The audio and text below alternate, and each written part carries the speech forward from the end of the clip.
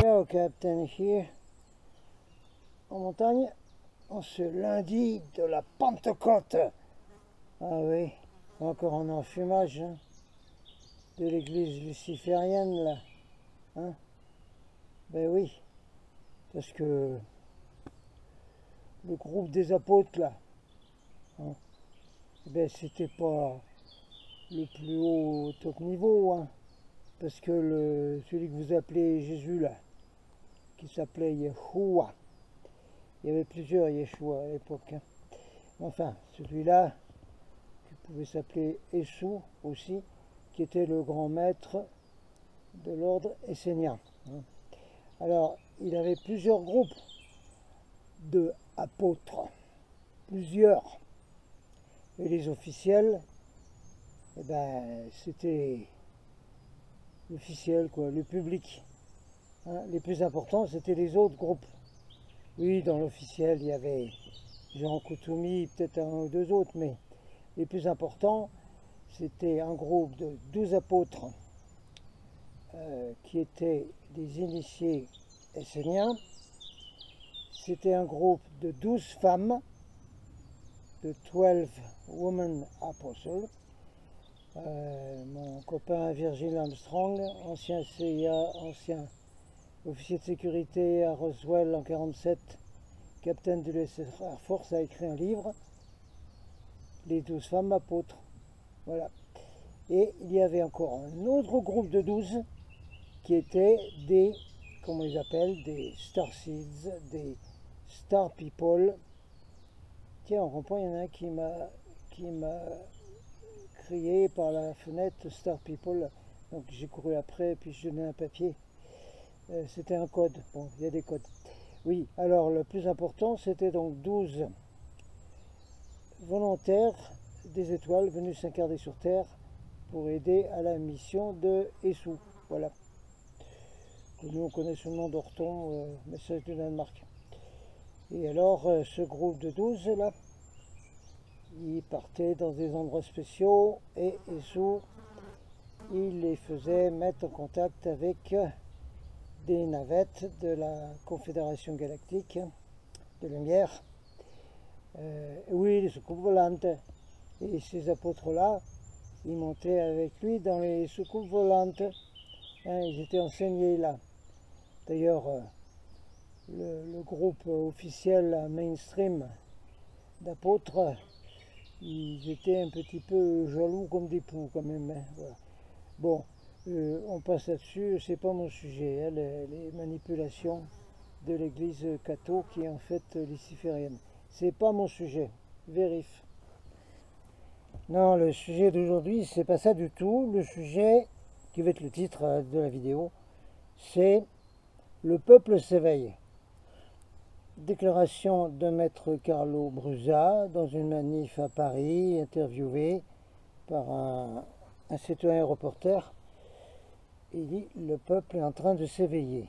Bon, alors, titre de la vidéo, le peuple s'éveille. Je l'ai constaté samedi dernier, 7 juin, au RP Nord, au rond-point Gilets jaunes Perpignan Nord, que je manage quasiment seul depuis 6 semaines, mais les renforts sont annoncés, ils vont arriver. Donc samedi 7 juin, donc à Perpignan Nord, le rond-point à côté de l'autoroute, hein, l'ancienne horloge solaire là, il s'est passé quelque chose. Parce que d'habitude, à ce rond-point, il y a des milliers de voitures qui passent, et les gens nous font des grands signes, klaxonnent, etc. D'habitude, le retour du peuple, c'est aux alentours de 15%. Ça peut monter des fois à 20%. Bon. Et samedi, c'est monté à entre 40 et 50%. Alors là, waouh! Que passo, dit le Condor. Oui, alors, voilà, constatation. Voilà, plein de grands signes, plein de cris qui viennent des voitures, les voitures qui s'arrêtent, parce qu'il y a une bretelle où les voitures ralentissent et s'arrêtent avant de rentrer dans le rond-point. Incroyable. Les visages s'illuminent, des grands sourires, des grands signes, des grands cris, etc. Presque la moitié des voitures. Alors là, bon, alors quelque chose s'est passé en ce samedi 7, hein, entre le rituel satanique du 666 du 6 juin et cette Pentecôte d'aujourd'hui qui est un enfumage. Au milieu de ça, il y a tout d'un coup un réveil du peuple. Bon, on l'enregistre, alors on va voir ce qu'on va faire. Il y a lieu de se bouger et de répondre à ce réveil. Donc au milieu de toutes ces voitures, il y en a une de loin là qui agitait violentement le gilet jaune par la fenêtre et qui s'arrête.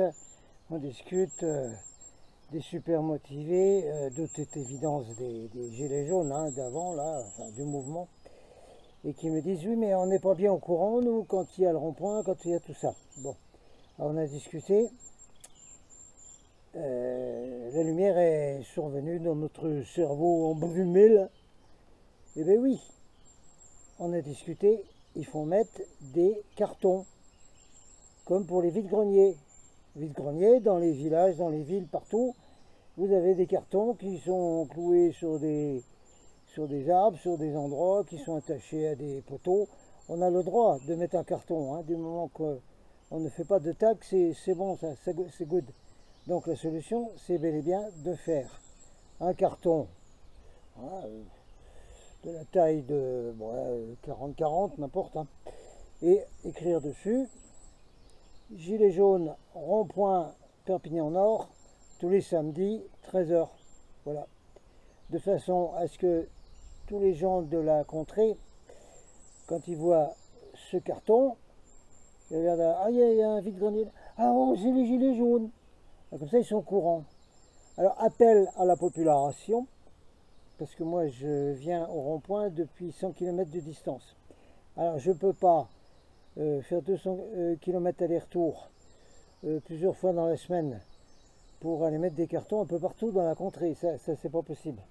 Alors, j'appelle des volontaires, des gens qui sont gilets jaunes, des gens qui sont pro-gilets jaunes, des gens qui sont résistants, qui sont pour la liberté, pour le nouveau monde, à fabriquer ces cartons, les mêmes cartons que pour les vides-greniers, et à les mettre un peu partout, voilà, hein, dans un rayon de 50, 60, 80 km autour de Perpignan, partout, voilà. Là où vous voyez d'habitude des cartons de vide-grenier, c'est pas difficile. Alors, je vous mets après un exemple, hein, je vais faire une photo de ce qu'il faut écrire sur ce carton. Alors, le carton, on a le droit de le mettre n'importe où, c'est pas un problème parce que les vide-greniers le font. Hein, il suffit d'avoir un petit clou quand on le met contre un arbre ou quelque chose qui est du bois derrière, ça va.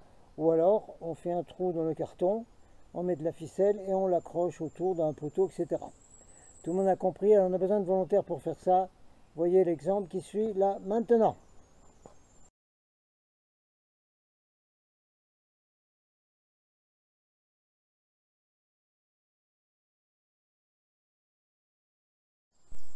Alors, je vais vous mettre après dans la vidéo là, des clips, des petits morceaux d'alerteurs, d'éveillés, de vénères, qui vous démontrent qu'il faut bouger maintenant. C'est maintenant qu'il faut bouger. Le peuple s'éveille, il doit bouger maintenant. S'éveiller n'est pas suffisant, il faut se bouger, se montrer partout, faire des actions, etc. On ne peut pas faire d'action si on n'est pas nombreux. C'est clair, net et précis. Alors vous allez regarder tout ce qui va après et qui va vous prouver par A plus B qu'il faut se bouger maintenant. Le pire, c'est l'euro numérique. Hein. Octobre, ça s'est réglé. La Yen, qui vient de recevoir son prix Charlemagne à sa chapelle de 1 million d'euros, elle va pouvoir aller s'acheter une belle villa sur une île du Pacifique ou de l'océan Indien. Madame la Yen, et il va nous coller l'euro numérique à tout l'Europe du marché commun, hein, de l'Europe là. Hein. C'est réglé ça, c'est réglé comme du papier à musique ça. Et la suppression du liquide, c'est terminé, on ne peut plus rien faire. Il n'y a plus de vide-grenier, on ne peut plus donner d'argent liquide à notre garagiste, on ne peut plus aller acheter à des petits producteurs avec du cash. Hein. On ne peut plus, c'est fini. Ça va être surveillé, tout ce qu'on va dépenser va être surveillé par la Banque centrale et on va être comme en Chine, ça va être comme un crédit social, c'est-à-dire que eh ben, la banque va vous dire ah oui, non mais là, ça va pas, vous dépensez trop de ce côté-là, et puis qu'est-ce que c'est que vous avez été acheté là, c'est quoi ça là? Ah non, alors ça va plus là, et puis de toute façon, votre argent, il faut le dépenser hein, tous les mois là. Crédit social, comme en Chine, on va vous foutre des points.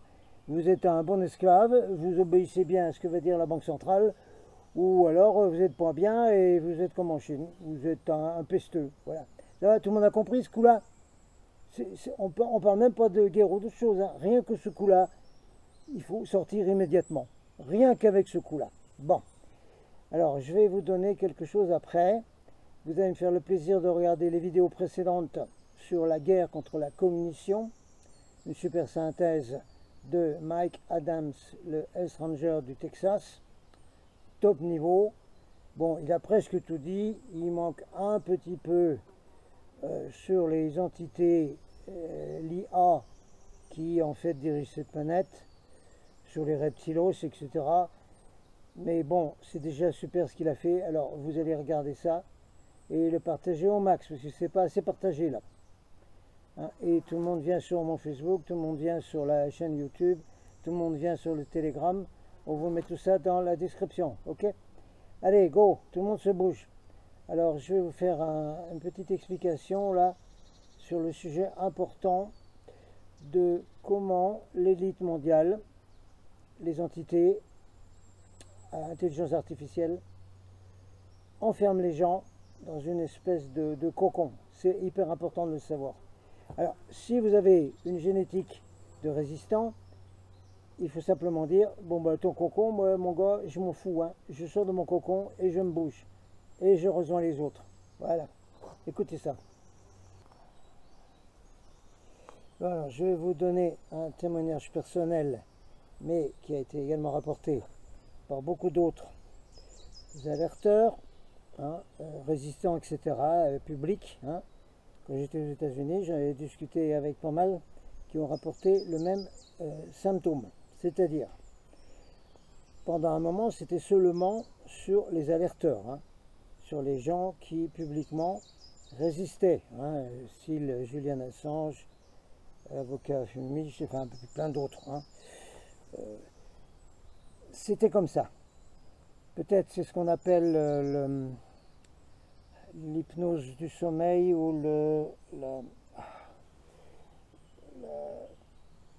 on est complètement, parfois la nuit, paralysé. On est là entre deux eaux quand on est dans l'état alpha ou delta, je ne sais plus, hein, dans le sommeil. Vous avez un moment où vous êtes à moitié réveillé et vous savez ce qui se passe. Et donc le témoignage, c'est que quand c'est comme ça, on est paralysé dans le lit et on sent qu'on est attaqué par des entités qui viennent et on ne peut plus bouger, on est complètement paralysé, hein, comme si on avait reçu une injection qui paralyse les muscles et tout. C'est horrible. Hein. Ça, c'est une paralysie, c'est un cocoonage. On vous fabrique un cocon autour de vous qui vous bloque pendant des heures, justement au moment où les ondes alpha ou delta du sommeil vous permettent d'être en connexion avec l'univers, avec tous les autres qui sont comme vous. Voilà, hein, ça c'est la paralysie, on l'appelle la paralysie du sommeil peut-être, c'est ça. Enfin, moi je ne sais pas comment l'appeler, j'appelle ça le cocoonage, on vous met dans un cocon. Alors il semble que donc l'élite qui dirige la planète, peu importe qui c'est après tout, hein, vous ne cassez pas le bonnet avec ça, cette élite a des moyens technologiques bien plus forts que ceux que vous avez. Des moyens même qui sont au-delà de la physique. Hein. On rentre là dans le paranormal, dans la parapsychologie si vous voulez. Mais ça fait partie de la science, il n'y a pas de problème. Donc, ils ont élargi ce système de paralyser les gens à une grande partie de la population, à cette population qui a tendance à résister, à se réveiller, à ne pas être d'accord avec le diktat, à refuser le lavage de cerveau des médias et des soi-disant présidents, etc. Hein. Alors, ce cocon se trouve autour des gens comme ça. Ils empêchent de bouger. Et pendant le moment du cocon, il y a également évidemment les subliminales. Vous voyez mes vidéos sur les tours, les satellites. Oui, merci monsieur Elon Musk, oui, merci beaucoup. Ouais, c'est ça, ouais. Tout le système, hein, même les téléphones, la Wi-Fi et tout. Où on vous envoie des messages qui vous disent aie confiance, ne bouge pas, ne fais rien, occupe-toi de tes affaires personnelles, ne bouge pas, ne va pas avec les autres, ne va pas dans la rue, ne manifeste pas, reste bien tranquille. Vous avez des subliminales qui vous bombardent quand vous êtes paralysé comme ça dans le cocon. Voilà. Vous avez peut-être du mal à croire ce que je vous dis, mais c'est exactement ça. Et je suis sûr qu'un grand nombre de vous ont expérimenté et savent ce que c'est. Alors, on casse le cocon, tout simplement. Voilà. Comme dans le film Cocoon, oui, si vous voulez, cassez le cocon et bougez-vous et rejoignez tous ceux qui sont comme vous. C'est simple, non? Allez, fin de cette intro. Regardez tous les clips qui suivent et vous allez voir qu'il faut se bouger. Captain Out.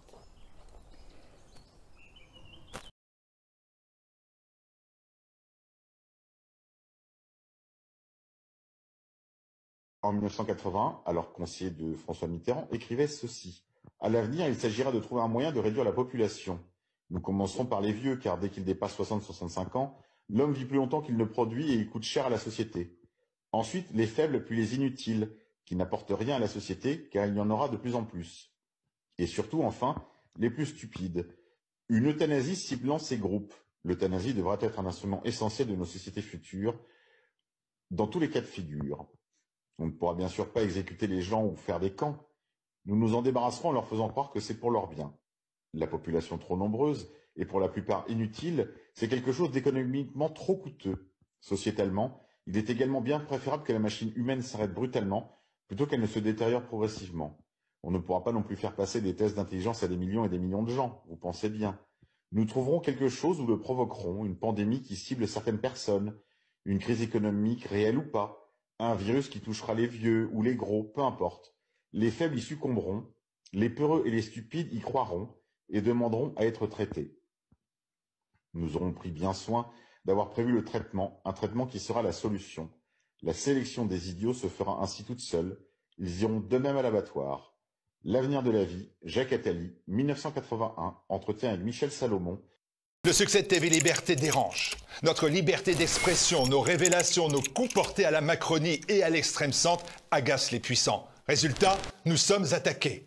La dernière salve est d'une violence inédite. Notre banque, celle qui nous hébergeait depuis 12 ans, vient de fermer l'ensemble de nos comptes sans préavis, sans justification, sans recours. C'est une attaque politique, un sabotage déguisé. Après les censures YouTube et l'ostracisme, nous sommes donc victimes d'une nouvelle forme de censure, la censure bancaire. Aujourd'hui en France, une banque peut rayer d'un trait de plume une structure légale, transparente, irréprochable au simple motif de lui nuire politiquement. Pas de faute, pas de procédure, pas de juge, juste le couperet, une exécution financière, une lettre de cachet moderne sur ordre politique. Cette opération a un objectif clair, nous empêcher de lancer notre campagne de dons. C'est donc un acte de guerre contre un média indépendant. Nous avons décidé de ne pas nous laisser faire, bien sûr. Depuis des jours, nous sommes tous mobilisés, avec une énergie incroyable pour trouver des alternatives et des solutions.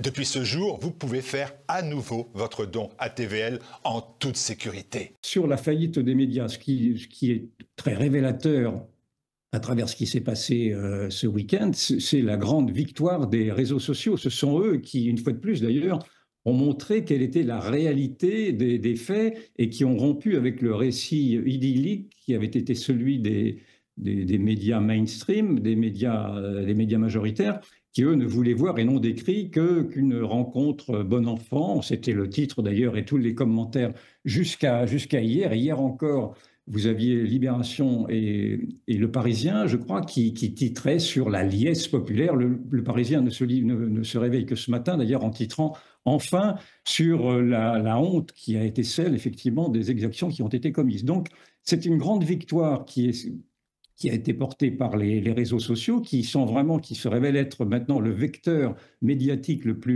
qui colle aux faits et qui informe plus généralement. Et sauf que ce sont ces réseaux sociaux qui sont de plus en plus dans le collimateur du pouvoir. Parce que hier encore, tous ces réseaux sociaux ont été convoqués par le gouvernement précisément au prétexte de pouvoir d'être assujettis à des contrôles publics. Alors naturellement, pour des raisons qui sont toujours très honorables, qui sont de lutter contre la haine ou lutter contre la violence faite aux enfants, tout ça est tout à fait compréhensible, mais simplement on voit bien que derrière ceci, il y a l'espérance de la part du pouvoir de remettre sous contrôle effectivement un autre pouvoir qui est celui d'une société civile qui se réveille. Personnes éveillées, les personnes qui ont envie de changer le monde, qui voient les failles du monde. Je pense à Claire Sévérac, Grosjean par exemple. Je me demande des fois si je vais pas être la prochaine sur la liste. Moi, j'ai envie de tout faire péter, mais je sais qu'il y a un risque. Parce que les failles du système, moi, je les vois. Et plus précisément, les failles du système médical. Et je suis scandalisée qu'on laisse des gens souffrir, comme moi j'ai eu avec le dos et que j'ai découvert alors que rien ne fonctionnait, que j'ai passé 1 an avec des douleurs à 10-10. C'est-à-dire qu'à l'hôpital, ils me prenaient au centre de douleur, ils annulaient tous les patients parce que j'étais à 2 doigts de... parce que j'avais trop mal, et puis ils m'anesthésiaient le dos et ça durait 24 heures, puis on me renvoyait chez moi. On m'a dit qu'il n'y avait pas de solution, qu'ils ne savent pas quoi faire. Et j'ai découvert la mésothérapie, mais attention, la mésothérapie que vous connaissez, c'est avec du chimique. Et ça peut être remboursé. Le chimique qui a toujours des effets secondaires, le chimique qui ne soigne pas, le chimique qui met des pansements. Alors moi, ce que j'ai fait, c'est que je me suis fait injecter la belticocalabine, une forme de vitamine B12 naturelle, dans mes facettes, dans mon articulation qui est foutue, dans mon muscle, et l'autre plasma, 92 oligo-éléments. Devinez quoi? Alors que j'ai agonisé dans une errance médicale qu'ils ont failli me faire, en 2 séances, j'ai arrêté la morphine. Ça soigne. Et cette médecine-là, elle est interdite en France, dans certains pays. En Suisse, les médecins, ils tremblent. Ils essayent de nous faire passer en remboursement, mais c'est pas remboursé. En fait, tout ce qui soigne, c'est pas remboursé. Voilà, démerdez-vous. Et tout ce qui est chimique, où il peut y avoir des effets secondaires, c'est remboursé. À votre avis, pourquoi? Parce que c'est pas les mêmes labos qui fabriquent.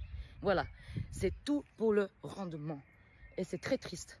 On ne peut pas forcément attaquer les médecins parce que les médecins, eux, ils ont une formation, ils font ce qu'on leur dit. Il y a quelques médecins qui vont étudier à côté, comme le mien, qui est génial. Mais la majorité des médecins, ils sont enfermés dans un protocole, quoi. Donc voilà, alors il y a le médecin qui suit ce qu'on lui a appris, puis il y a des médecins qui vont chercher ailleurs, qui ont d'autres connaissances, des médecins bien plus éveillés. Mais c'est rare, c'est très rare en fait. J'en connais quelques-uns, mais c'est rare dans la fourmilière. Donc je trouve ça terrible. Et on doit le dénoncer, mais qu'est-ce qu'on peut faire? Parce que moi, je me sens impuissante. Il y a des millions de personnes qui souffrent toute leur vie de problèmes de dos. Leur vie, elle est foutue. On les opère, ça marche pas. On les gaffe de cortisone, on les gaffe de chimique. Alors que la méthode que moi, j'ai faite, elle m'a soignée, elle m'a aidée. Elle m'a aidée après des années de errance médicale. Parce que j'avais déjà eu des hernies au cervical et pareil, ils m'ont intoxiqué. J'ai pris 34 kilos avec la cortisone à l'époque, j'ai tout reperdu, je suis à 59. J'étais montée à 94 kilos. Donc ils m'ont rajouté encore une souffrance. Les gens, il faut qu'on se réveille, il faut qu'on aide les gens à se réveiller. Parce qu'en fait, si nous, le peuple, on ne bouge pas, il ne va jamais rien se passer. Et vous allez voir qu'ils vont créer des nouvelles maladies, des nouveaux... Parce que là, vous n'avez pas vu, il y a une pénurie de médicaments. Et il faut savoir qu'il n'y a pas de pénurie de matières premières. C'est les labos qui veulent vendre des nouveaux brevets qui coûtent plus cher et qui ne veulent pas vendre les anciens brevets au pays qui coûtent moins cher. C'est tout un business. Donc il y a des gens qui crèvent parce qu'ils n'ont pas d'insuline. C'est un scandale. Par contre, pour... Ah bah là, alors là, il y a tout ce qu'il faut. Hein. Là, il n'y a pas de pénurie. Méfiez-vous parce qu'ils préparent encore quelque chose là derrière. Je ne sais pas si vous avez vu les infos. On nous parle d'un nouveau variant. Moi, il faudra me passer dessus hein, pour jamais vous me toucherez avec vos saloperies. Bon, les gens, soyons solidaires. Il faut absolument un jour que le monde se réveille et manifeste, quoi, parce qu'en fait, il n'y a rien qui va changer si on ne se bat pas. Et c'est scandaleux de voir plein de gens souffrir comme ça alors qu'il y a des remèdes qui coûtent pas cher et qui soignent, qui guérissent. Aidez-moi, s'il vous plaît. Partagez ma vidéo. Regardez bien son air triste, rempli de compassion lorsqu'il est allé voir les enfants palestiniens. Regardez ce qu'il est en train de faire actuellement. Eh bien, sachez que pas plus tard qu'hier, le jeudi 5 juin, la France a livré des équipements pour mitrailleuses. Comment on peut aller voir les enfants palestiniens, les regarder dans les yeux, avec de la tristesse et de la compassion, et derrière ça, en toute discrétion, aller financer cette guerre ? Et tout ce que ces enfants sont en train de subir et vont subir encore grâce au financement de la France, eh bien c'est nous qui payons. Ouais, c'est avec nos impôts nous qu'on finance des guerres. Mais c'est une blague. Les Français ne veulent pas participer à des enfants qui crèvent la dalle, à des enfants qui crèvent la soif. On ne veut pas cautionner ça. On ne veut pas financer ça. Ok ? Écoutez-le, écoutez ses propos. Moi, mon boulot, c'est de tout faire pour que ça s'arrête. J'ai été l'un des seuls dirigeants à aller à la frontière, à Al-Arish, en Égypte, il y a peu, avec le président Sisi. J'ai vu des femmes, des enfants blessés. Et donc après des mots comme ça, tu finances des équipements pour continuer à les faire souffrir. Faut que ça s'arrête. Faut vraiment que ça s'arrête. On nous impose de financer des guerres pour tuer des gens. Oh!